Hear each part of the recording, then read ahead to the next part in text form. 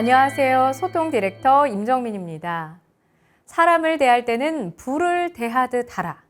다가갈 때는 타지 않을 정도로, 멀어질 때는 얼지 않을 만큼만. 이것은 그리스의 철학자인 디오게네스가 한 말인데요. 어떠한 관계든 적당한 거리 두기가 필요합니다.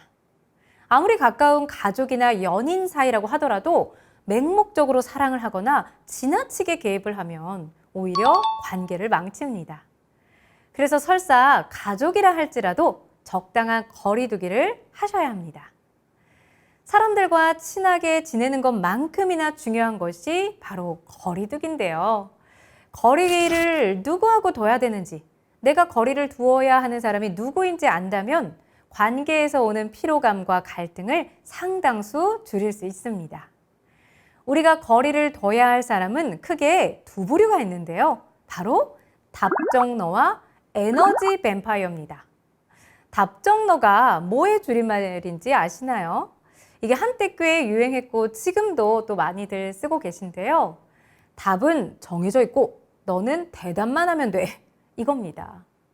자, 자신이 듣고 싶은 대답을 미리 정해놓고 상대방에게 질문을 하거나 빙빙 돌려서 말하는 사람을 일컫는 말인데요.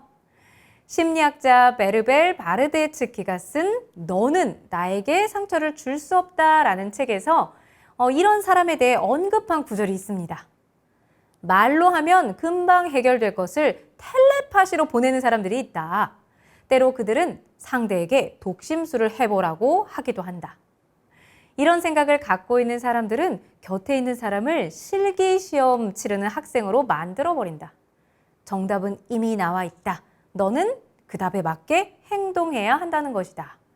이 구절을 보고요. 저는 답정너에 대한 아주 명쾌한 설명이라고 생각했습니다. 여러분의 정신 건강을 위해서 주변에 답정너와는 거리를 좀 두셔야 됩니다. 그런데 가족이나 이게 직장 동료 중에 답정너가 있다면 아예 안 볼 수는 없잖아요. 이때는 감정을 빼셔야 돼요. 감정을 빼고 무심하게 대응하시고요. 이런 분들하고는 대화를 오래 하시면 안 됩니다. 보통 저는 3분을 넘기지 말라고 말씀드리는데 빠르게 대화를 마무리 짓는 것이 적당히 거리두기를 하는 방법입니다. 아예 안 볼 수는 없는 그런 관계에서는 대화를 빠르게 마무리 짓고 감정을 넣지 않고 그냥 무심하게 대응하는 그 방법이 너무 중요합니다. 다음으로 상대를 지치게 만드는 에너지 뱀파이어와는 거리를 두셔야 해요.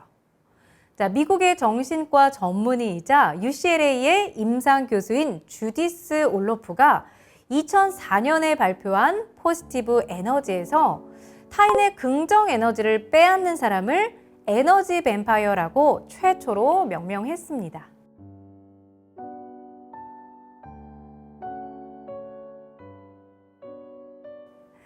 제가 기업 특강을 가면요, 이런 이야기들을 하세요. 직장에서 유독 말을 많이 하는 동료 때문에 퇴근하고 집에 오면 기운이 이렇게 쭉 빠지신다는 분이 있었어요.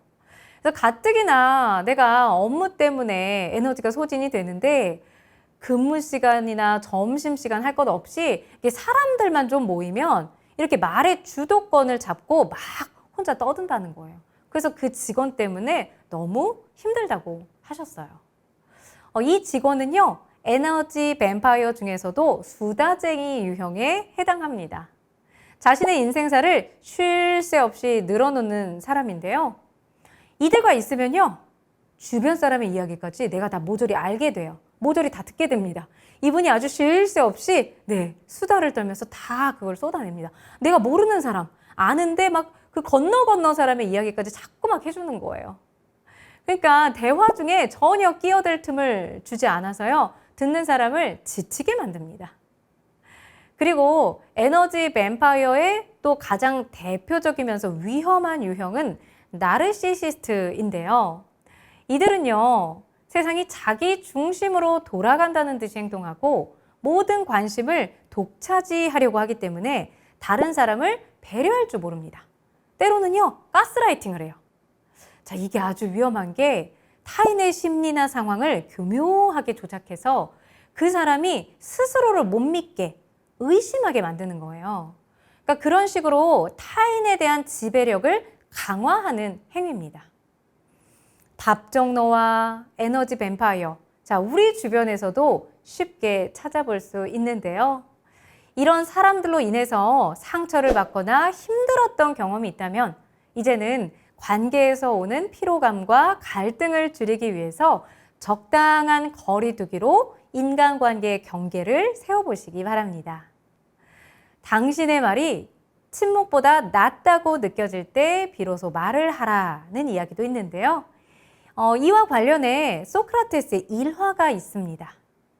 혹시 3중 필터 테스트를 들어본 적 있으신가요? 자, 어느 날 소크라테스의 제자 중에 한 명이요. 막 소크라테스에게 달려오더니 스승님, 친구분에 관한 그 소문 들으셨습니까? 라며 흥분한 목소리로 말을 합니다. 그때 소크라테스가 제자에게 진정하라고 하면서 자, 소문을 얘기하기 전에 내용을 좀 걸러내는 3중 필터 테스트를 해보자 라고 제안을 하는데요. 만약 이 이야기가 테스트에 통과하지 못하면 그것은 들을 가치가 없다는 겁니다. 첫 번째 필터는 뭐냐면요. 진실의 필터입니다. 그래서 소크라테스가 이렇게 묻습니다. 자, 지금 나에게 말하려는 것이 틀림없는 사실이냐? 그렇게 사실임을 확신하냐? 라고 묻습니다. 그랬더니 제자가 네, 잘 모르겠는데 실제로는 악의적인 건지 제가 확신할 수는 없는 약간 관점의 문제인 것 같습니다. 이런 식으로 얼버무립니다. 그러자 소크라테스는 두 번째 테스트를 거쳐보자고 했습니다. 자, 두 번째 필터는요. 선의 필터입니다. 자, 네가 지금 내게 전하려는 말이 내 친구에 관한 좋은 것이냐? 라고 묻습니다. 그러자 제자는 이번에도 아니요, 좋은 건 아니고 그와 정반대입니다. 라고 대답을 합니다. 그랬더니 소크라테스가 잠잠고 있다가 다시 말을 이어갑니다. 네가 내 친구에 관한 어떤 나쁜 소문을 내게 전하려고 하는데 그 진실 여부는 확신하지 못한다는 얘기구나. 자, 그럼 세 번째 테스트다. 자, 세 번째 테스트는요. 유용성의 필터입니다. 유용성.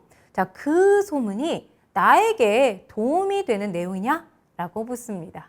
그랬더니 제자가 또 어쩔 줄을 몰라 하면서 또 이렇게 우물우물 아니 그런 건 아니고요. 스승님께는 쓸모없는 것이기는 한데 이렇게 얼버무립니다.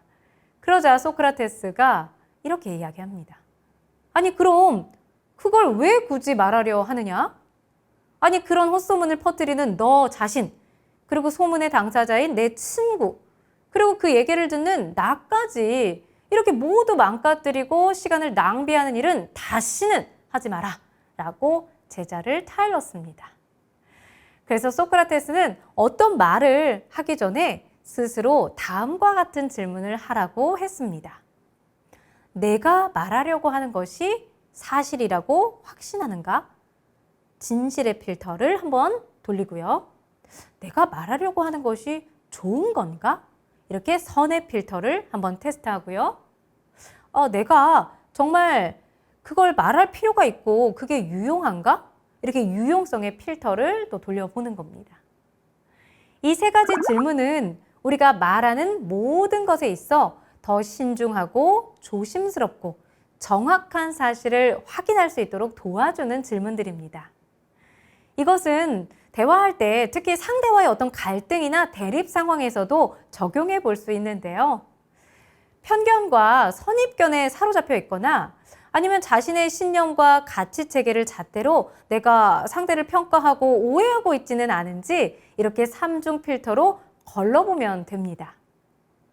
우리가 요새 디지털 기술을 많이 활용해서 사람들과 소통을 합니다.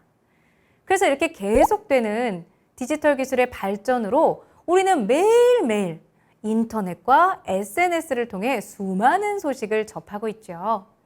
그중에는 확인되지 않은 뉴스나 악의적인 기사, 누군가에 대한 비방글 등이 온라인상에 아주 가감없이 쏟아져 나옵니다. 이렇게 모두를 망가뜨리는 말과 글을 우리 모두 경계할 필요가 있습니다. 침묵이라는 또 다른 소통의 언어를 잘 활용하셔서 잠시 말의 속도를 멈추시길 바랍니다.